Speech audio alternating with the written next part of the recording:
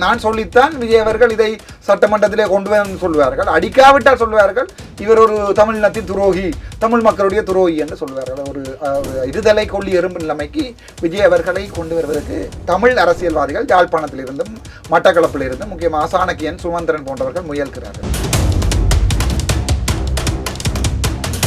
நான் தலைவர் எனக்கு சுட சொல்லி தந்தார். AK-47 இல்லை, குழந்தை பிள்ளைக்கும் தெரியும் AK-47. AK-74 சுட்டேன், தலையில சுட சொன்னவர் நான் காலுக்கடியில் சுட்டுட்டேன்.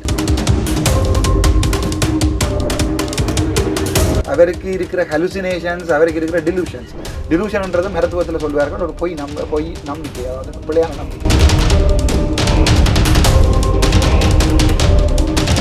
ஹலுசினேஷன்ன்றது வந்து சில பேர் சொல்வார் இந்த கடவுள் வந்து என்னோட கதைச்சிட்டு போறாரு, அது ஒரு ஹலுசினேஷன், ஆடிட்டரி விஷுவல் ஹலுசினேஷன் எல்லாம் இருக்கு.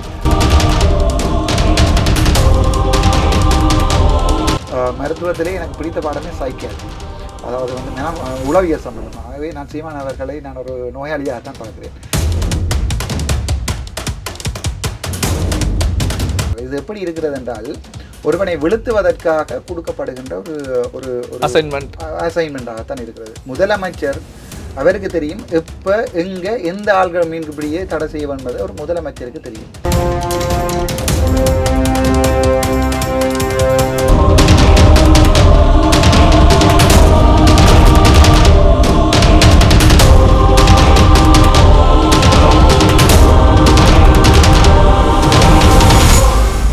ரியல் ஒன் நண்பர்கள், உறவுகள் அனைவருக்கும் வணக்கம். இன்று நம்மோடு இருப்பவர் இலங்கை நாடாளுமன்றத்தையே தெரிக்க விடக்கூடிய வகையில் அவருடைய பேச்சுக்கள் இருக்கும்.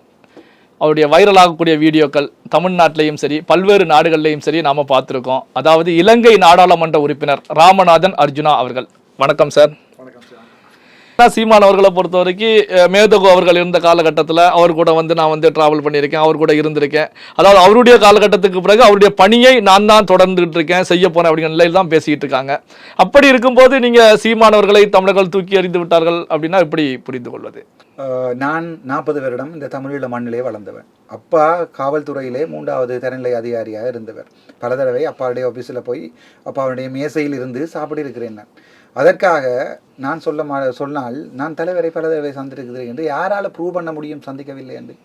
என்னுடைய தந்தையார் தன்னுடைய 30 வருட இந்த 20 வருட வரலாற்றில் 1991 89 இருந்து 2009 வரைக்கும் 2 தடவை தான் தலைவரை நேரடியாக எல்லாம் இப்படி நேரடியாக கை கொடுத்து கதைக்கவில்லை, ஒரு கூட்டத்திலே தூரம் இருந்து தலைவரை பார்த்திருக்கிறார். அப்போ உங்களுக்கு விளங்க வேணும், தலைவரை பார்ப்பது என்பது வந்து கடவுளை பார்ப்பதுக்கு சமன்.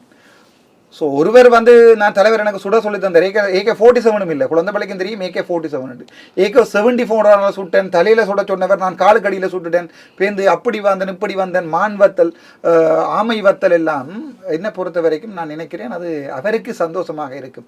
அவருக்கு இருக்கிற ஹலுசினேஷன்ஸ், அவருக்கு இருக்கிற டிலூஷன்ன்றது மருத்துவத்தில் சொல்வார்கள் ஒரு பொய் நம்பிக்கை, அதாவது பிள்ளையான நம்பிக்கை.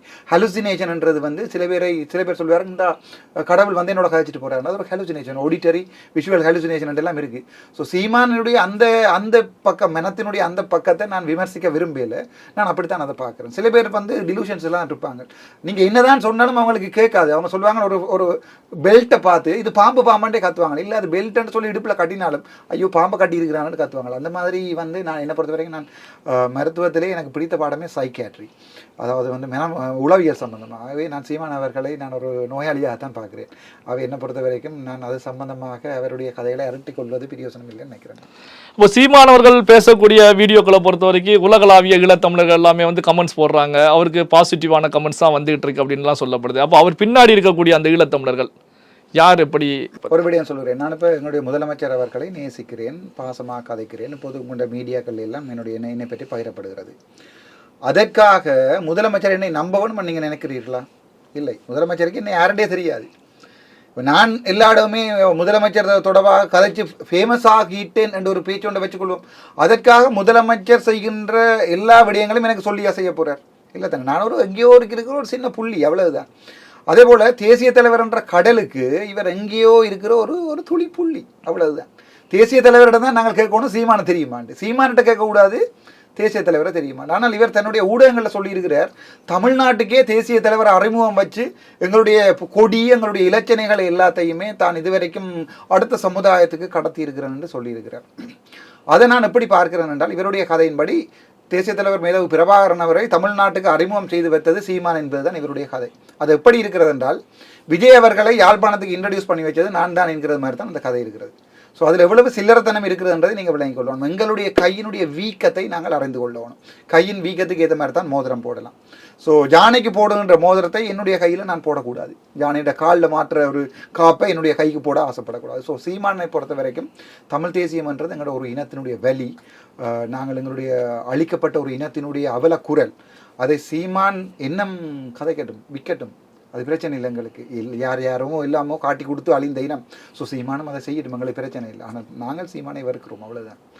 இப்போ நீங்க பேசும்போது கூட சொல்லியிருந்தீங்க என்ன அப்படின்னா, இலங்கையில் இருக்கக்கூடிய அரசியல் தலைவர்களை பொறுத்த வரைக்கும் தமிழ்நாட்டில் இருக்கக்கூடிய கட்சிகள் மூலமாக வளர்க்கப்பட்டவர்கள் தான் அப்படின்னு.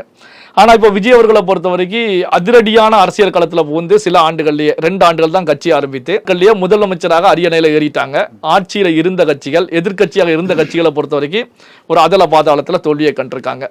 ஸோ இப்படியான சூழ்நிலையில விஜய் அவர்களுக்கு பாத்தீங்கன்னா இலங்கையில் இருக்கக்கூடிய அரசியல் தலைவர்கள் மூலமாக ஏதாவது பாதிப்புகள் ஏற்படுமா? அதற்கான முயற்சிகள் பல ஊடக அறிக்கைகள் வந்துடுது. இப்போ அமைச்சர் சந்திரசேகரன் எடுத்து பார்த்தீங்கன்னா, இலங்கையில் என்பிபி அரசினுடைய மீன்பிடி அமைச்சர் அவர் ஒரு ஊடக அறிக்கையை விட்டிருக்கிறார். தமிழக முதலமைச்சர் விஜய் அவர்கள் இந்த ஆழ்கடல் மீன்பிடியை தடை செய்ய வேண்டும் என்று ஒரு ஊடக அறிக்கை ஒன்றை விட்டிருக்கிறார். இது எப்படி இருக்கிறது என்றால், ஒருவனை வீழ்த்துவதற்காக கொடுக்கப்படுகின்ற ஒரு அசைன்மெண்டாகத்தான் இருக்கிறது. முதலமைச்சர் அவருக்கு தெரியும் எப்போ எங்கே எந்த ஆள்கள் மீன்பிடியை தடை செய்ய என்பது ஒரு முதலமைச்சருக்கு தெரியும்.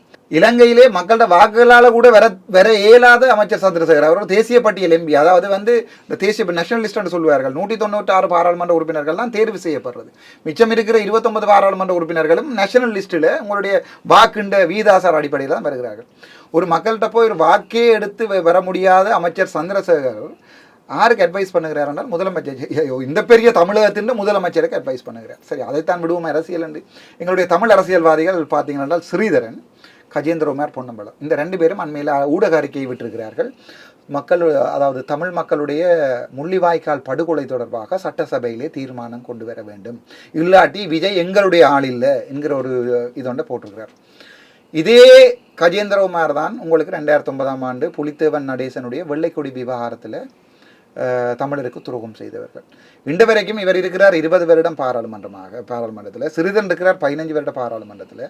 இன்று வரைக்கும் மேதகு வேலுப்பிள்ளை பிரபாகரன் என்ற பெயரை பாராளுமன்ற உள்ளுக்குள்ள கூட உச்சரித்தது கிடையாது.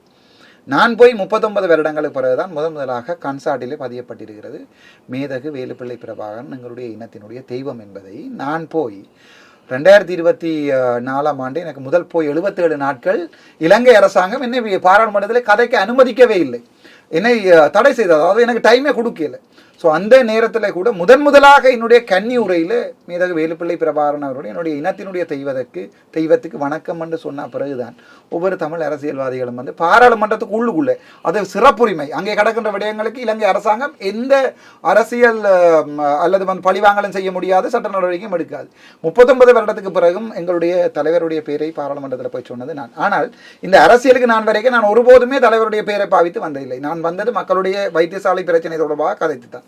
ஆகவே இந்த ஸ்ரீதரன் போன்றவர்கள் தற்போது விஜய் அவர்களுக்கு அதாவது ஒரு கல்லில் 2 மாங்காய் என்று சொல்வார்கள். ஒரு தடியொன்றை கொடுத்து பார்க்கிறார்கள், அடித்தாலும் நான் சொல்லித்தான் விஜய் அவர்கள் இதை சட்டமன்றத்திலே கொண்டு வந்து சொல்வார்கள், அடிக்காவிட்டால் சொல்வார்கள் இவர் ஒரு தமிழினத்தின் துரோகி, தமிழ் மக்களுடைய துரோகி என்று சொல்வார்கள். ஒரு இருதலை கொள்ளி எறும்பு நிலைமைக்கு விஜய் அவர்களை கொண்டு வருவதற்கு தமிழ் அரசியல்வாதிகள் யாழ்ப்பாணத்திலிருந்தும் மட்டக்களப்பிலிருந்தும் முக்கியமாக சாணக்கியன், சுமந்திரன் போன்றவர்கள் முயல்கிறார்கள்.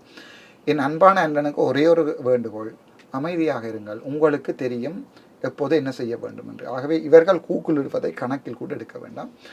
ஆழமாக சிந்தித்து தமிழ் பேசுகின்ற இனத்திற்கு ஒரு தலைவன் என்ன செய்ய வேணுமோ அதை ஆறுதலாக செய்வேன் என்று தான் நான் கேட்கிறேன். இப்போ உங்களுடைய பேச்சுக்களை பார்க்கும்போது தான் பார்த்தீங்கன்னா, கடந்த வீடியோக்கள் நீங்கள் பேசக்கூடிய விஷயங்களை சீமான் அவர்களை கடுமையான எதிர்ப்புகளை நீங்கள் தெரிவித்து தான் பேசியிருந்தீங்க. சீமான் மீது உங்களுக்கு ஏன் வெறுப்பு, என்ன காரணம்? சீமான் அவர்களை இதுவரை காலமுமே இந்த 15 வருடமாக என்னுடைய அண்ணாவோட இருந்து எல்லாருமே ஆதரித்து கொண்டு தான் இருந்தார்கள். ஆனால் இந்த 15 வருடமாக என்னுடைய அம்மா அப்பா மேலே ப்ரொமிஸாக சொல்கிறேன், ஒரு நாள் கூட சீமான் அவர்களுடைய ஸ்பீச்சை நான் பார்த்ததே இல்லை. இது என்னுடைய அம்மா அப்பா மேல் சத்தியம். என்ன காரணம் எனக்கு ஏனோ தெரியவில்லை. சீமான் அவர்கள் இவ்வளவு காலமுமே தன்னுடைய அரசியலுக்காக தமிழ் இனத்தின் வெளியே கதைக்கிறார். அதோட நான் ஐ எம் வெரி ப்ராக்டிக்கல். நான் சரியான ப்ராக்டிக்கல் ஆனால், அதாவது கையில் ஒரு சுளாய்க்காய் இருக்குதுன்னா மரத்தில் இருக்கிற பலாக்காயை விட பெட்டர்னு தான் நான் யோசிக்கிறேன். ஏன்னா கையில் இருப்பது தான் முக்கியம். ஸோ சீமான் அவர்களால் தமிழ் மக்களுக்கு என்ன நடக்கும், தமிழக மக்களுக்கு என்ன நடக்கும், யாழ்ப்பாண மக்களுக்கு என்ன நடக்கும் என்று கேட்டால் விடை இந்த முறை தேர்தலில் தெரிந்திருக்கிறது, சைபர் என்று. ஸோ அப்படியும் இருந்தும் முரட்டுத்தனமாக நாங்கள் ஒருத்தருக்கு ஆதரவு தெரிவிக்கலாம். அது வந்து அதாவது வந்து என்னுடைய இப்போ நான் மக்களுடைய பிரதியாக இருக்கிறேன். சீமானவர்களுக்கு வந்து ஆதரவு தெரிவிக்கணும் என்பதற்காக யதார்த்தம் இல்லாத ஒரு விடயத்தை நான் மக்களுக்கு திணிக்கலாது. மக்களாகவே ஏற்றுக்கொள்கிறார்கள். சீமானால் இப்போ எதுவுமே செய்ய முடியாது. மரத்தை கட்டுப்பிடித்து கொண்டிருந்து தமிழ்நாட்டை வளர்க்கலாது. உங்களுக்கு வழங்கிச்சா ஆமைக்கறி வத்தல் போது முடிந்திருக்கும். ஸோ இப்போ என்ன வத்தல் சாப்பிட்றாருன்னு எங்களுக்கும் தெரியாது, அவருக்கும் தெரியாது. ஸோ அது வந்து ப்ராக்டிக்கல் இல்லைன்னு தான் நான் யோசிக்கிறேன். அதாவது யதார்த்தம் இல்லை, கதைக்கு மணியாக தான் இருக்கு. மேபி சீமானவர்கள் தமிழ் தேசியம் தொடர்பாக 2 படங்களை எடுத்து உழைத்துக் கொள்ளலாம். ஆனால் யதார்த்த அரசியல் வந்து மற்ற எல்லா உணர்ச்சி அரசியலையும் விட மக்களால் விரும்பப்படும். ஸோ அந்த விதத்தில் எனக்கு சீமானவர்களில் எந்த ஒரு நம்பிக்கையும் இல்லை, அவ்வளவுதான். கோபம் எதுவுமே இல்லை. மேபி இன்னொரு இன்டர்வியூக்கு நீங்கள் கூப்பிட்டீங்கன்றா சீமானவர்களோட நான் அவரோட இருந்து கதைப்பேன். மேபி எனக்கெல்லாம் பேசுவார். சாட்டை துறைமுருகன், சீமான் எல்லாரையும் கூப்பிடுங்க, படு தூசணத்தில் பேசுவார்கள் என்ற ஒரு நம்பிக்கை இருக்கிறது. நான் ஆழமாக கேட்டு சிரித்து கொண்டிருப்பேன் என்றால் எனக்கு நம்பிக்கை இல்லை. அவர்கள் நம்பிக்கை வர்ற மாதிரி இந்த 15 வருடங்களில் நடக்கல. தமிழக மக்களே நம்பல, ஒரு சீட் கூட இல்லையா. அப்புறம் நாங்கள் எப்படி நம்புறது? அவ்வளோதான். பல்வேறு முக்கியமான தகவல்கள், செய்திகளை நம்முடைய உறவுகளுடன் பகிர்ந்து கொண்டதற்கு நன்றி சார். Thank you so much.